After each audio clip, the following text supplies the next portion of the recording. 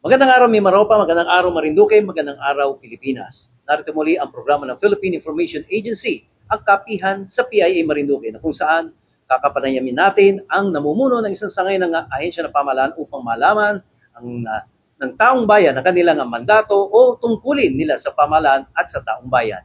Ang kapyang ito ay naglalayon na ihatid ang mga programa at proyekto ng mga pambansang ahensya ng pamahalaan para sa ating mga kababayan sa ilalim ng pamumuno ni Pangulong Ferdinand Bongbong Marcos Jr. sa pamamagitan ng Bagong Pilipinas, katuwang ang Presidential Communications Office at gayon din naman sa pakikisa ng Philippine Information Agency Mimaropa. Ako po ang inyong likod, Dennis Nebrejo ng Philippine Information Agency Marinduque, na siyang magpapadaloy ng talakayan ngayong araw. Isa na namang lingkod bayan ang ating makakasama na ang kanilang layunin ay pangalagaan ng karagatan, pati ang kapakanan at seguridad ng ating mga kababayan sa kanilang pagpapatrolya, gayon din ang pangangalaga ng mga daungan o mga nakadaong sa pantalan. Ang ating panauhin ay Tubong Calaca, Batangas, at 11 taon nang nanunungkulan bilang Coast Guard, at bago siya ma-assign dito sa Marinduque ay naging commanding officer siya ng Coast Guard Station Romblon. Ang aking tinutukoy ay walang iba kundi ang commanding officer ng Coast Guard Station Marinduque, walang iba kundi si Lieutenant Commander Sean Jainer Cabrial. Magandang araw sa inyo, sir. Magandang araw po, Sir Dennis. Apo. Okay, sir. At ngayon alam ko medyo busy rin kayo at tayo ay ahataw na sa ating mga tanong. No? Sir, ano po yung anong sangay na pamahalaan na papabilang ang Coast Guard at ano po yung mandato ng PCG? Well, the Philippine Coast Guard, as we all know po, sir, is part of the Department of Transportation. And we have mandated functions as per the RA 99P, part of which po is the main ones are maritime safety and maritime search and rescue, which is once we do inspections po sa mga barko to ensure po yung safety ng paglalayag. We also do maritime security, maritime law enforcement, enforcing the applicable domestic laws po sa waters under the jurisdiction of Pilipinas. And also marine environment protection po, which is, as you can see in the previous years po, response to the oil spill response, yes. And also po yung sa pangangalaga like mangrove planting and generally yung pagpapanatili po ng health ng ating marine environment. Sir, yung nabanggit ko kanina, yung oil spill, yung pong bang ating mga Coast Guard, talagang alam ko sa pangangalaga, pati oil spill, talagang natutugunan pa rin ninyo, sir, no? Yes po, because it's part of our mandated functions and we take those very seriously. We have the Marine Environmental Protection Command. We have a specialized unit po na ang talagang specialization po nila is to respond to those kinds of emergencies po. Okay. Sir, how do the PCG monitor ang mga, of course, yung lawak ng ating karagatan sa bansa? O malaki yan? Well, as we all know, we have probably kasama po tayo sa top 10 longest coastlines sa buong mundo. And we are an archipelagic nation. That's why this is a challenge for us. But we have several ways that we can address that question. So we have Coast Guard districts, and which is in charge of several provinces. We're talking about Coast Guard operations. At the same time, we have Coast Guard stations that are in charge of Coast Guard operations in a province. And below that, we also have Coast Guard substations, which are in charge of Coast Guard operations in a single municipality. And all of us work together under the direction of the Commandant, which is right now is Admiral Gavanto. Sir, how many Coast Guard substations assigned here in Marinduque? So right now po, we have tatlo po na Coast Guard substations. We have Coast Guard substation Pog, Coast Guard substation Santa Cruz, and Coast Guard substation Gasan po. We also have Coast Guard mobile post Buena Vista, and right now, thankfully po, through the cooperation of the LGU, we are going to establish Coast Guard mobile post Torrejos po. Ayun, very good. Sir, do we have Coast Guard patrol boats in case of for rescue operations here in Marinduque? Well, we have several assets po na dito. We have aluminum boats, and at the same time po, we have standby na Coast Guard patrol vessels po sa aming district, just in case po we need po additional na assets po na kailangan po sa AOR ng Coast Guard sa Southern Tagalog. Sir, ano po yung authority ng PCG para sa mga barkong naglalayag dito sa ating bansa? Well, that is that's one of the main functions of the Philippine Coast Guard is to ensure maritime safety. How do we do it? So, maritime safety involves yung primarily yung pre-departure inspections na ginagawa po ng mga Yes. mooring teams namin. So, we have a checklist that we follow religiously, Yes. especially po dito sa AOR natin. So every time po aalis yung mga passenger roros natin, we have a checklist that we follow. We check po yung validity ng documents Yes. because that is Marina's directive to us. Yes. Also, we check po the proper counting of the passengers to ensure na wala pong excess passenger na nangyayari. At the same time po, we also check yung proper na alignment and loading ng mga cargo, especially po dito marami tayong rolling Yes, cargos, yes. di ba? So we check the lashings to ensure yung seaworthiness po ng barko bago po siya umalis ng pier ng Balanacan po. And one of the things that also I would like to add is also we also check yung mga load lines po Yes. niya and even the engines to make sure that it's in proper running condition. So meaning from the entrance of the ro-ro vessel up to the bridge, no? So Yes. nag-i-inspect talaga kayo sir doon, no? Talaga Yes. may kitang inyong pagtitingin. What if sir, kung may mga nakita kayong mga, bawa, hindi magandang mga irregularities sa ship? Oh well, as per our SOP, there are several instances of things that we can do. We can issue a violation. Okay. We could task them to rectify those Yes. before departure, or we can even write to Marina po recommending suspension if the violation is severe. Okay. Sir, ito, dumako na tayo yung talagang pinaka-sitwasyon natin dito, sir. No? Kamusta na po yung sitwasyon ng ating mga pantalan sa buong Marinduque, sir? Well, right now, it's generally peaceful. Yung pong daloy po ng ating mga bangka and mga rower natin is very normal operating Yes. condition. But we are anticipating a rise of this because as we all know, kapag mahal na araw po dito, there are many activities po na nangyari dito sa Marinduque, like the Morian Festival. So right now, we are in the process of preparing for that. Okay. Sir, para po sa kalaman ng ating mga kababayan, no, pakibahagi muli kung ano ba yung proseso kapag dinideclare na walang biyahe ang mga barko kasi sa ating mga kababayan, no, na-interview na rin po natin si Sir Sean na last year, no, I think if I'm not mistaken, November to, no, ay tinanong natin kasi marami na nagtatanong, especially sa Facebook page ng PIA Marinduque, sir, may biyahe po bang barko? Sir, anong oras magkakabiyahe? Sir, ganito. So, ano po ba yung dinideclare ng Pag-asa? Paano po ba sinasabi ninyo na walang biyahe? At kahit walang signal doon sa kabila, pero dito meron, may biyahe po ba? Parang ganun, sir. Well, going back po doon, I'm very glad you brought that up. So, kailangan po nakadepende po tayo sa guidance po ng Pag-asa. And as I've said before, kapag meron po signal number 1 sa port of departure, doon po sa way na dadaanan ng barko, and then sa port of arrival po, any one of those meron signal po, bawal po ang biyahe. Hindi po namin pinataw. Because we are trying to ensure the safety of the cargo, the ship, and the passengers po. We are very strict po with that because we are trying to avoid incidents that are preventable. And we have to follow the directive po talaga sa amin that we are primarily emphasizing yung safety talaga aspect. We recognize yung concern po ng mga kababayan natin, but mahal po ang buhay ng tao kaysa po madili ang barko. Mas mahalaga po ang buhay ng tao. Kasi tulad nga ng nabanggit nga ni Sir Sean ay kapag dito, halimbawa, wala ng signal sa Lucena ay meron, no? Ay hindi pa rin pahintulutan. Kahit kasi sila, hindi rin makakabiyahe dito. So, yun po, maliwanag na maliwanag. Ang mandate po yan for the safety, sabi nga po ni Sir Sean, ni CEO, ay para sa kapakanan din niya ng ating mga kababayan. Dahil hindi natin nasisiguro, di ba sir? Usually, pag signal number 1, sir, 36 hours, di ba? Bago, signal number 1 bago dumating doon sa area. Usually, ganun ang batakaran ng ano eh.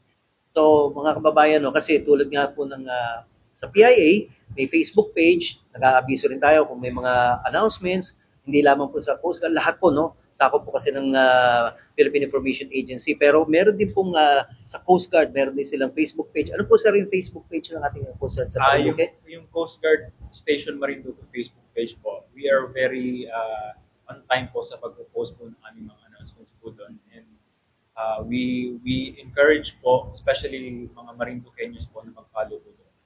So, tulad nga sir, pagka nag-declare ng Pag-asa ng 5 o'clock, talagang 5 o'clock, siguro mga 5:05, talagang nagpo-focus na kayo. But does it mean, sir, na hindi natutulog ang balita?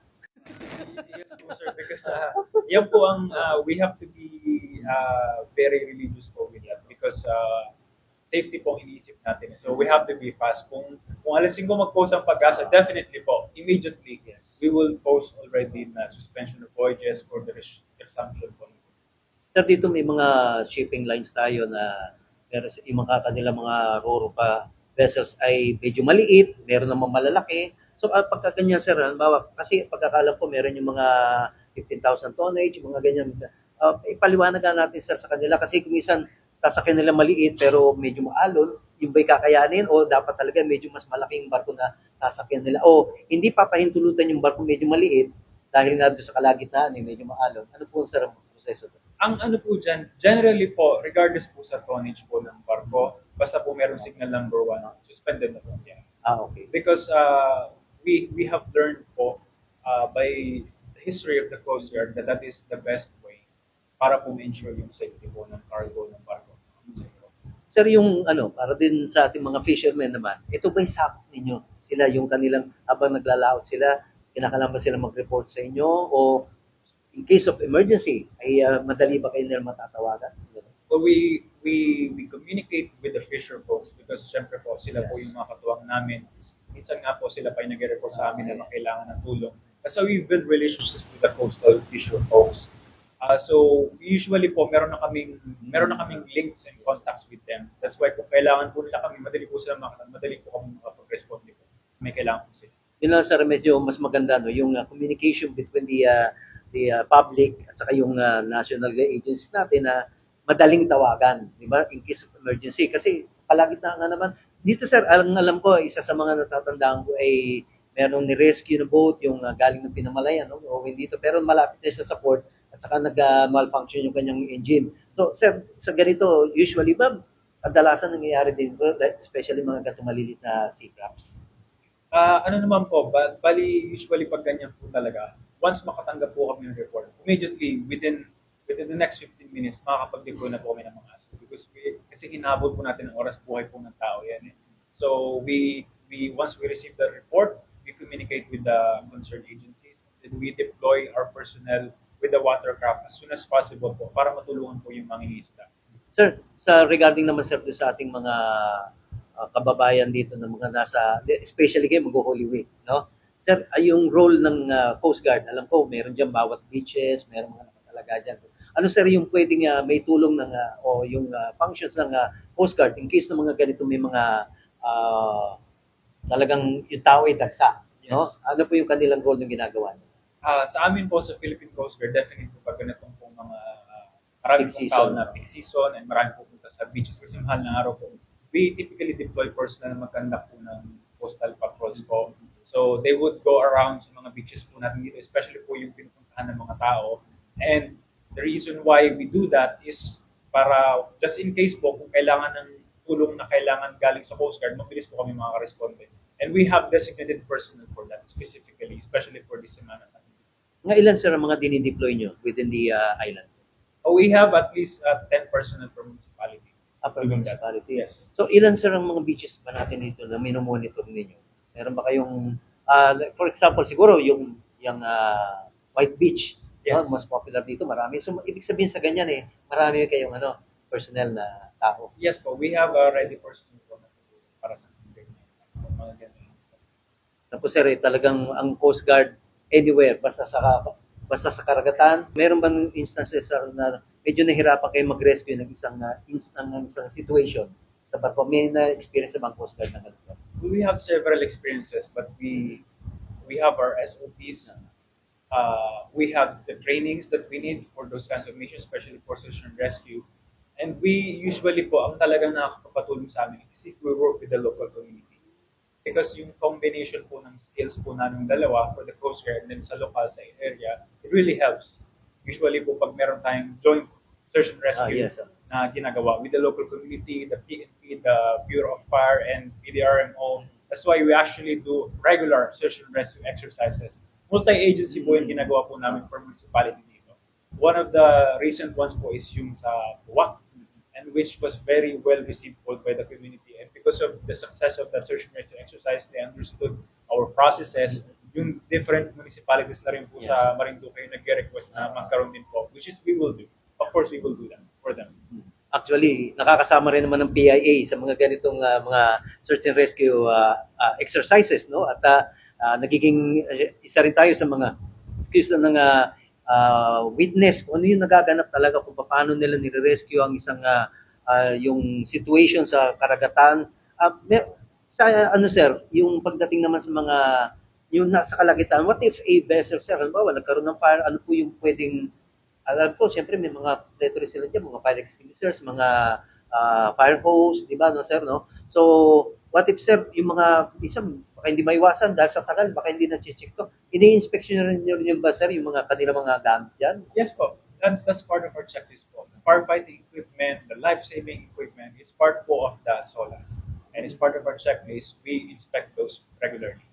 So, nangangulugan na hindi talaga makakabiyahe yung barko kung may mga ganitong mga problema at nandiyan dyan nga po ang Philippine Coast Guard para lahat maging mas secure ang ating mga pasahero dahil sabi nga ni Sir Sean kanina, buhay ang mahalaga. So, dapat ang buhay ay pangalagaan at syempre, yung kanila rin, di ba?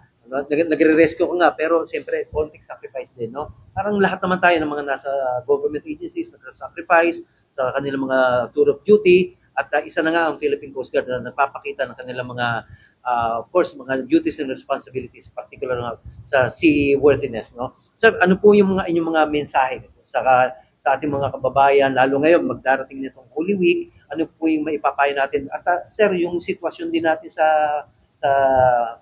Quezon, sa Dalahican, ano po yung sir yung pwede natin para bago sila makarating dito, alam na nila yung gagawin nila sa Dalahican po? Well, first po, magplano po tayo sa ating mga travels kasi this is the peak season po. I also recommend po na mag-follow po sa mga Facebook pages ng mga concerned agencies like EPA, Marina, and Coast Guard. And as a personal responsibility din po, we have to take care of ourselves. So especially ngayon po na mainit ang panahon, maybe we could consider na magdala po ng mga sarili natin water bottles and the things that are necessary po for emergencies. Kasi po, there's a part po that the government agencies will have to fulfill. And at the same time po, there are parts of safety that is also the responsibility of the specific individual. That's why yun lang po ang mapapayo ko.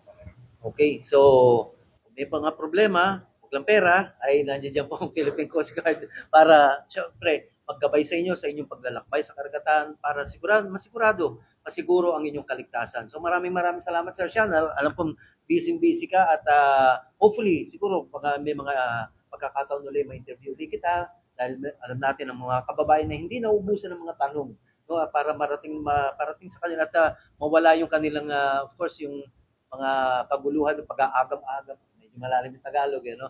So, para mas malinaw sa kanila kung ano yung dapat nilang gawin, lalo-lalo na pag nasa karagatan na sila. Sir Sean, maraming salamat po. So, yan po ang kabuuan ng ating kapihan sa PIA Marinduque. At kung napapansin po ninyo, tayo po nandito sa Balanacan Port Terminal.